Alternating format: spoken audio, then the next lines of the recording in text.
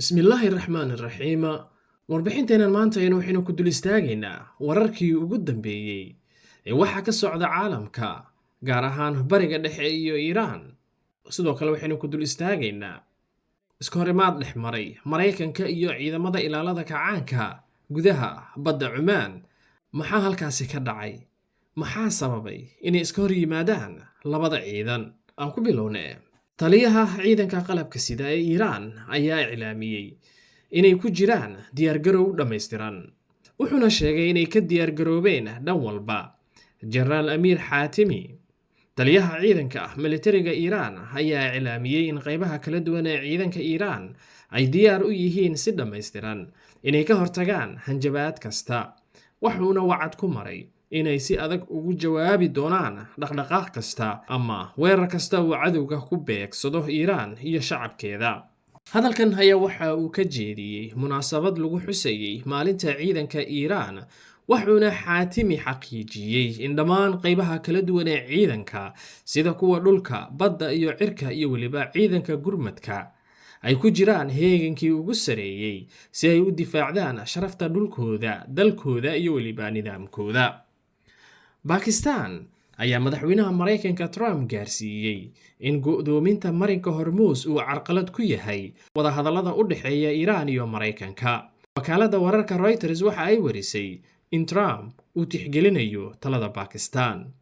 Dhanka kale, ilo Bakistan ayaa telefishinka Al Arabiya u sheegay in Islamabad ay soo jeedisay in Washington ay ka khafiifiso Iiraan go'doominta dekedaheeda. Sidoo kale, Islamabad ayaa waxay ku boorisay Tehran damaanad qaadidda isu socodka gaadiidka badda sida maraakiibta ganacsiga ee maraya marinka Hormuz. Waxayna sidoo kale maamulka Trump gaarsiisay in xirnaanshaha marinka Hormuz uu yahay caqabad aad u weyn. Ugu dambeyn, Islamabad waxay Tehran ku boorisay xaqiijinta ka qaybgalka si rasmi ah wareegga labaad ee wadahadallada u dhexeeya Iiraan iyo Mareykanka. maadaama uu weli xiran yahay marinka Hormuz, dowladda Ciraaq ayaa waxay bilowday in shidaalkeeda dhoofiso iyada oo marsiinaysa Suuriya. Waxaa la arkayay iyagoo saf dheer ku jiraan gaadiidka qaada shidaalka oo saf dheer ku jira iyaga oo maraya wadada xiriirisa Suuriya iyo Ciraaq ee wadada Tartus oo ka tirsan gobolka Laadiqiya ee dalka Suuriya. Madaxweynaha China Xi Jinping ayaa maanta wada xiriir dhanka taleefanka ay wada yeesheen dhaxal sugaha Sacuudiga Mohammed bin Salmaan. Waxa uuna u xaqiijiyay daruurinimada ilaalinta sii socoshada dhaqdhaqaaqa maraakiibta ee maraysa marinka Hormuz, isaga oo tilmaamay inay muhiim u tahay dowladaha Bariga Dhexe iyo guud ahaan dowladaha caalamka. Sacuudiga ayaa Bakistan ku wargelisay inuu joojiyo heshiis weyn oo huba oo ay horey ula gashay Suudaan, qarashkiisana bixinayay Sacuudiga.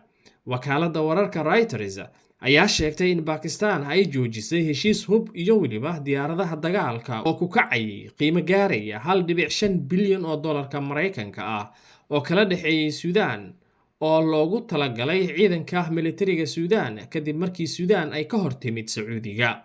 Dhanka kale, Trump isagoo ku guda jira hanjabaadihiisa maalinlaha ee Iiraan ayaa waxa uu yiri haddii xabad joojinta Iiraan ay dhammaato, bambooyin badan ayaa qarxi doona. Ma jiro wax kale oo aan kala gorgortamayno Iiraan aan ka ahayn barnaamijkeeda hubka nuclear-ka Iiraan marnaba ma haysan doonto nuclear. Iiraan ma haysan karto, ayuu yiri, nuclear-ka waa inay ka tanaasulaan, ayuu hadalkiisa ku soo koobay. Biyaha badda Cumaan ayaa waxay isku rogtay saaxad si toos la isku fara saaro kadib markii ciidanka Mareykanka ay rasaas huwiyeen markab ganacsi laga leeyahay Iiraan oo marayay badda Cumaan si loogu qasbo inuu halkaasi dib uga laabto. Dhacdadan ma ahayn keliya howlgal ciidan oo caadi iska ahaa, waxay la mid ahayd sida laba quwadood istijaabinayay. Haddaba rasaastani la isku adeegsaday ma waxay ahayd fariin cadaadis mise bilow dagaal horle? Sida la isla dhex marayo in rasaastan la huwiyay markabka ganacsiga Iiraan leedahay waa qayb ka mid go'doominta Iiraan oo dhanka badda oo ay ku soo rugtay dowladda Mareykanka, midan oo ku timi kadib markii ay Iiraan xirtay marinka Hormuz. Ujeedka rasaasta loo huwiyay markabkani ayaa waxa uu ahaa mid iska cad oo laga hortagayay inaan lagu xadgudbin go'doominta Iiraan la saaray. hase yeeshee arrintaa kadib ayaa waxaa dhacay waxaan lagu sii xisaabtamin, waxaana arrinta soo farageliyey ciidamada ilaalada kacaanka Iiraan, waxaana si degdeg ah meesha ku soo gaaray ciidamada badda Iiraan oo u qaabilsan xaaladaha degdega ah, kuwaasi oo taabacsan ciidamada ilaalada kacaanka Iiraan si ay gacanta Maraykanka uga badbaadiyaan markabka ganacsiga ee rasaasta la huwiyey.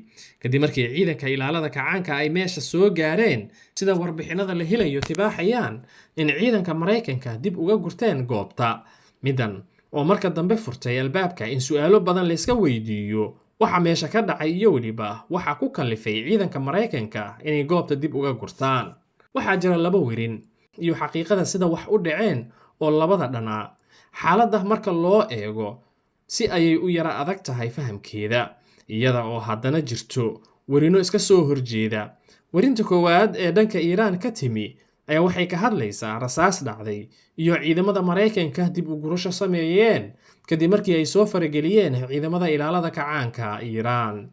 Werinta labaadna, Maraykanka waxa uu xaqiijinayaa oo Trumpna ka hadlay isaga oo soo dhigay bartiisa The Social Truth in markab lagu magacaabo Tuskar uusan dhig jaraq u siin digniinada loo diray.